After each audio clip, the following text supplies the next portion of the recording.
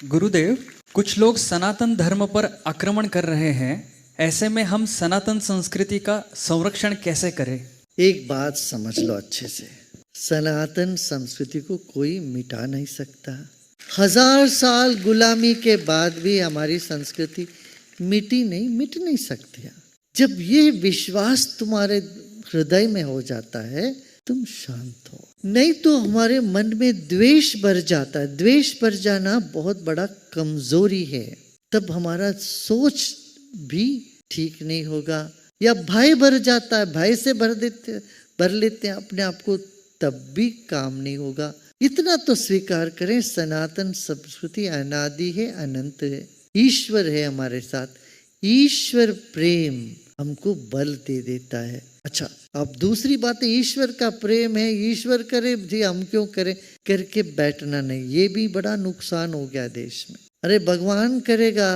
सोमनाथ में ऐसे ही बैठे थे, भगवान शिव अवतरित होंगे, शत्रुओं का हनन करेंगे, ऐसे सोच के कर। अरे भगवान शिव तुम्हारे भीतर बैठा है, वो बोल रहा है ना रक्षा करो, क्यों नहीं करते हो? ये नहीं सोचते कहीं ऊपर से भगवान टपकेंगे, समझते हैं। ऐसा नहीं होता।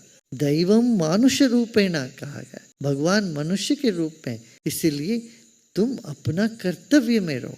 सनातन संस्कृति के बारे में बताओ, समझाओ, और लोगों के मन में जो भ्रम है उसको दूर करो, और रक्षा के लिए पूरा प्रयत्न करो। कोई प्रहार करे से रक्षा अपने आप को करने के लिए पूरी तैयारी रखनी चाहिए हमें। भाई, जब चोर आता है, जब जानते गांव में शहर में चोर है, तो सब खुला नहीं छोड़ते। दरवाजा घर की कुंडी लगा के रखते हैं, ताला जहां लगाना वहां लगा के रखते हैं। सुरक्षा को पूरा इंतजार करके रखते हैं। हमारे यहाँ देखो, देवी देवता भगवान भी सब अस्त्र शस्त्र से खड़े हैं। हाथ में कुछ ना कुछ अस्त्र शस्त्र लेके खड़े होते हैं। श्री राम जी भी धनुष बाण लेके खड़े रक्षा के लिए। तो धर्म की रक्षा से धर्म हमको रक्षा कर, मगर भयग्रस्त नहीं होना चाहिए।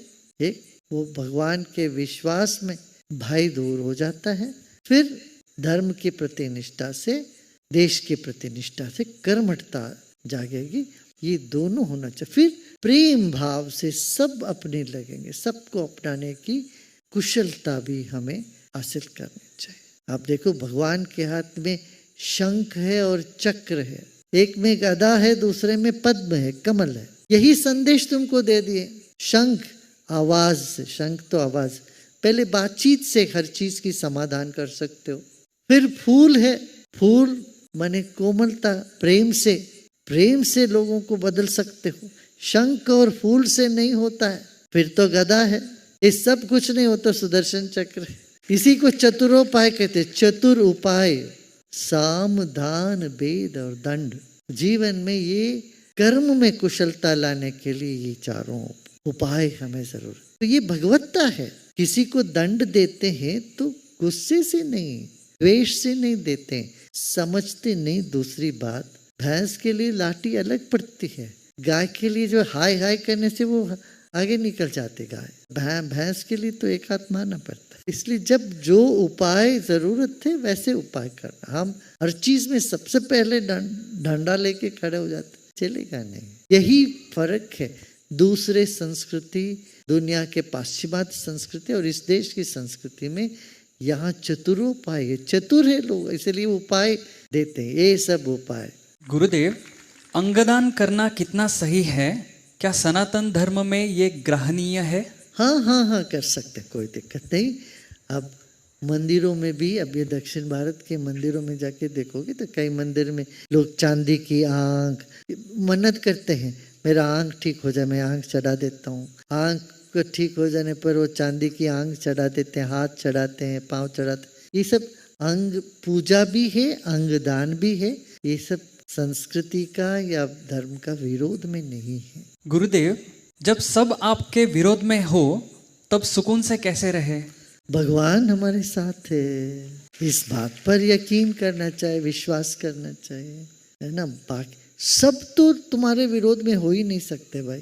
तुम जैसे भी हो, कुछ तो तुम्हारे सहारे में आ ही जाते हैं। अच्छा, बाहर लोगों के सहारा लेने वाला मूर्ख होता है। ईश्वर का सहारा लेने वाला बुद्धिमान होता है। गुरुदेव, पहले मैं आसानी से ध्यान कर लेता था, लेकिन अब मुझे ध्यान करने में कठिनाई हो रही है। जब आप ध्यान करवाते हैं तब भी मैं ध्यान नहीं कर पाता। जीवन में जिनकी भी चीज़ें खोई है उनमें से यह सबसे मूल्यवान चीज़ है। इसे पुनः कैसे प्राप्त करूं?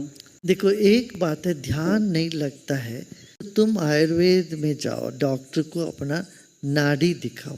नाड़ी में बताते हैं तुम्हारा वात दोष है, कफ का दोष है, पित्त का दोष है, क्या दोष है पता लगाए। उस हिसाब से जो भी वो देंगे जड़ी बूटी वो लेके देखो। ये एक दूसरी बात है, तुम दिन भर बैठे रहोगे और बॉडी में सर्कुलेशन कम हो जाता है तब भी ध्यान नहीं लगता।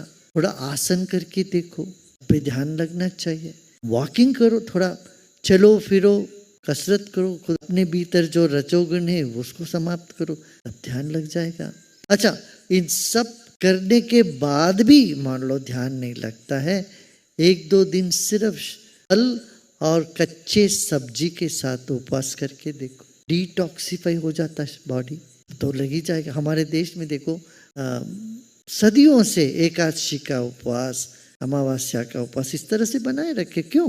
पूर्वज जानते थे बॉडी को भरते रहते, हम भरते रहते। अब अकेलापन होता है, मन ठीक नहीं होता, ज़्यादा अंदर जाने लगता हो, हमारे भीतर अधिक हम राख अंदर घुसाते रहते हैं। शरीर को नहीं चाहिए इतना भोजन, उतना सारी चीज़ें स्नैक्स लेते रहते हैं, खाते रहते हैं। इससे फिर पेट बिगड़ जाता है। पेट बिगड़ता है तो नर्वस सिस्टम पर असर करता है, नर्वस सिस्टम पर असर होता है तो ध्यान भी नहीं लगता है।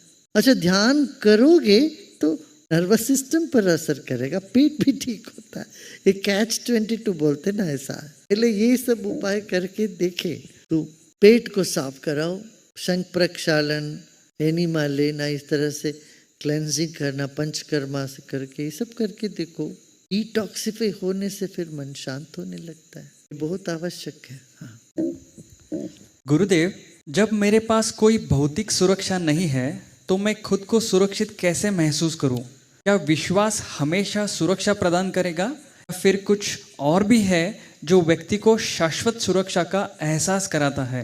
कृपया मार्गदर्शन करें। तुम किस बात से असुरक्षित महसूस करते हो? 2 समय का भोजन, सोने के लिए कोई जगह, बीमार पड़े तो दवा के लिए असुरक्षिता, क्या सोचते भाई? देखो दुनिया में कितने लोग हैं, तुमसे निम्न वर्ग के लोग, तुमसे भी नीचे आर्थिक रूप से तुमसे भी नीचे के दर्जे के लोग, देखो कैसे जी रहे हैं। जी रहे हैं कि नहीं जी रहे हैं? बुझाएगा तुम्हारे भीतर क्या कुछ है नहीं? क्या इतना तो बुद्धि है, ये प्रश्न पूछने का बुद्धि है तो काम भी कर सकते हो। कुछ ना कुछ काम मिल ही जाएगा, कुछ ना कुछ ढूंढ के करो। और कुछ सीखा है उसको सिखाने से भी तुम अपना जीवनोपार्जन कर सकते भाई।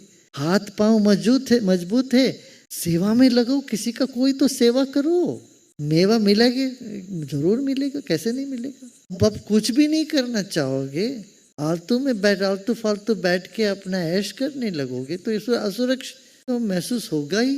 मेहनतियों को कभी असुरक्षित नहीं महसूस हो सकते हैं। जो मेहनती है वो कभी असुरक्षित महसूस नहीं कर सकते। जब हम आलसी हैं तो सब कुछ होने के बावजूद भी सुरक्षित महसूस करेंगे।